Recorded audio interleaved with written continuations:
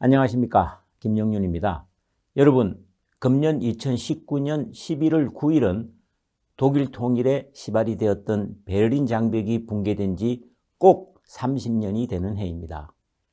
장벽이 붕괴된 지 채 1년이 되지 않아 동서독은 통일했습니다. 그 형태는 동독이 서독의 체제로 통합하는 것이었습니다.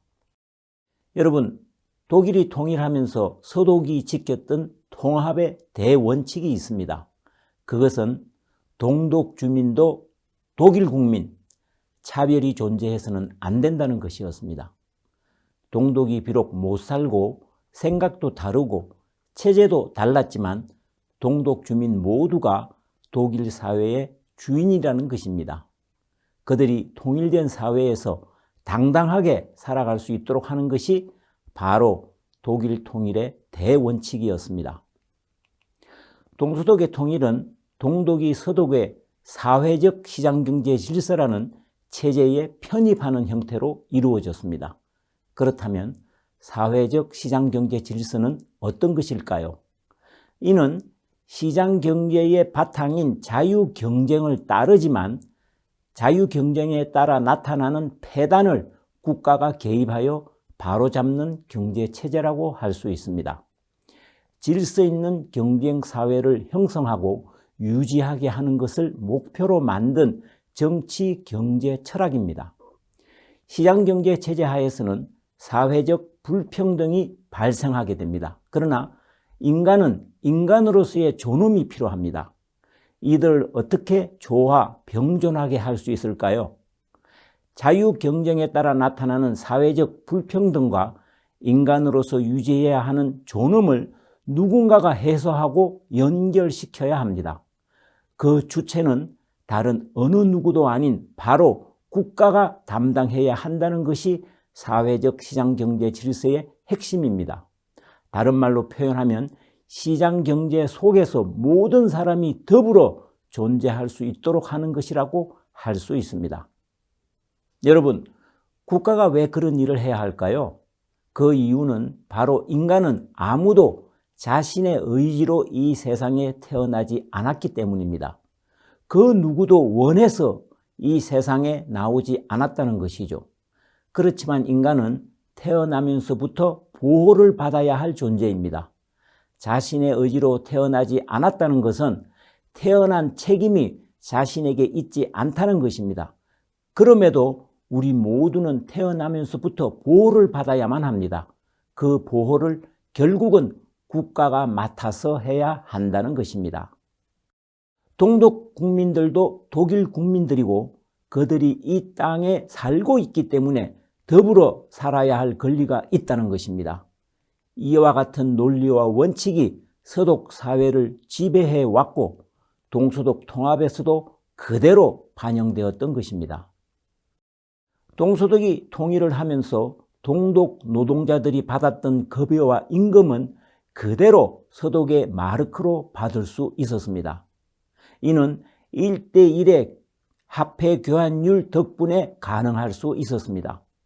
동독 사회주의 체제로부터 억압받았던 사람에게는 국가가 보상을 해주었습니다. 또한 사회주의 체제 하에서 몰수당했던 토지와 건물들은 원소유자에게 되돌려주는 반환의 원칙을 세웠습니다.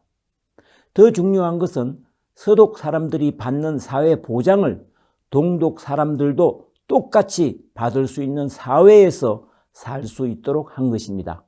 이 모두는 동독 주민도 독일 주민, 더불어 같이 살아야 한다는 대통합의 원칙에서 비롯된 것이라고 할 수 있습니다.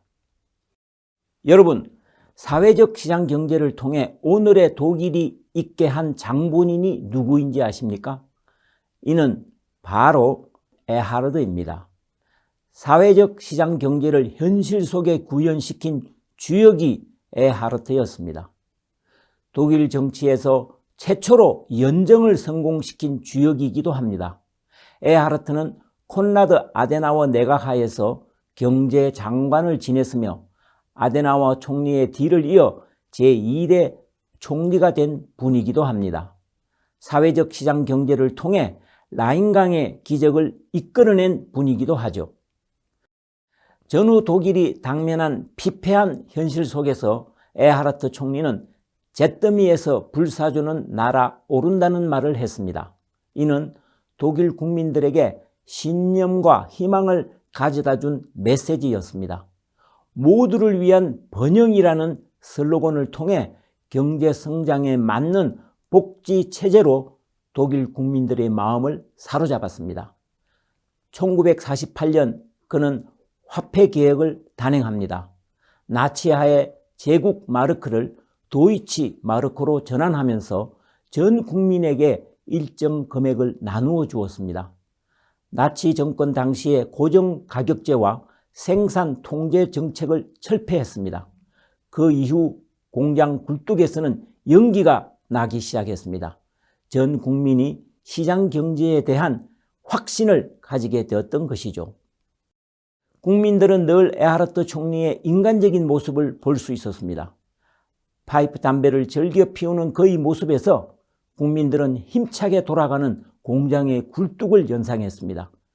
뚱뚱했던 에하르트 총리의 모습은 전후 풍요로움의 상징처럼 인식되었습니다. 족발을 즐겨 먹고 축구를 사랑해 스포츠 잡지를 열심히 구독하는 모습은 그의 인기를 상승시키는데 한몫을 하기도 했죠.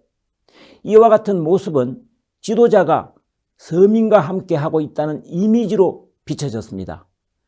지도자에 대한 인간적 동경과 이해심을 유발하는 바탕이 되었던 것이죠. 독일은 내각제 하에서 정당 간의 연합이 일상화된 국가입니다. 대통령제 국가에서 정책이나 의안별로 정당이 협력하는 연합과는 크게 다릅니다. 의회 선거에서 하나의 정당이 과반을 차지할 수 없는 상황에서 정당들이 정부를 구성하기 위한 선택의 결과가 연정으로 나타난 것입니다. 독일 연방정부 수립 이후 현재까지 독일은 일개 정당이 권력을 독점한 적은 단 한 번도 없었습니다. 항상 2개 이상의 정당이 연합하여 국정을 담당해 왔습니다.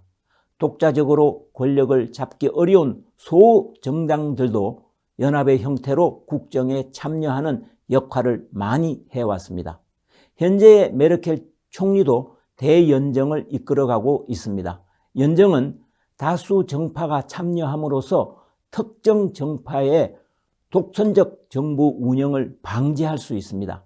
하지만 정파 간의 갈등으로 국정이 중단될 수 있기 때문에 성공적인 연정을 위해서는 연정에 참여하는 정당들 간의 신뢰와 소통, 양보와 합의 도출의 의지가 대단히 중요합니다. 독일의 연정은 독일이 당면한 여러 가지 어려운 문제들을 신속하게 해결하는 데 최고의 가치를 두었습니다. 그와 같은 연정은 국민들에게 무엇보다도 독일이라는 나라가 더불어 사는 사회를 지향하고 있다는 신뢰를 형성하는 데 크게 기여했습니다. 신뢰는 사회 통합과 국가 경쟁력의 가장 중요한 원천입니다. 불필요한 사회 경제적 비용을 억제할 수 있습니다.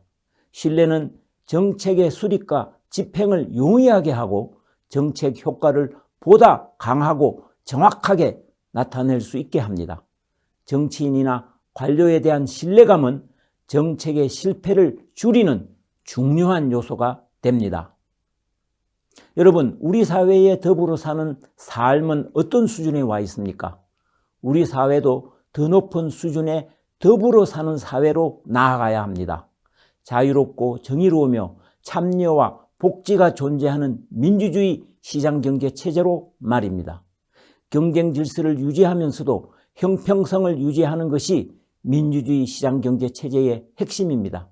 원하는 만큼 공부를 하지 못해도 당당하게 살 수 있어야 하며 일자리를 잃고 생계를 걱정하는 사람이 있어서도 안 되지만 열심히 일한 사람이 노후를 걱정하는 사회가 되어서도 안 될 것입니다.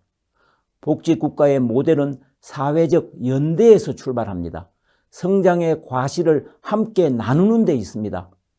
독일의 통일은 더불어 사는 사회와의 연결이자 더 큰 공동체의 삶으로 확대된 것이라고 할 수 있습니다. 오늘은 독일 통일의 대원칙에 대해 말씀드렸습니다. 감사합니다.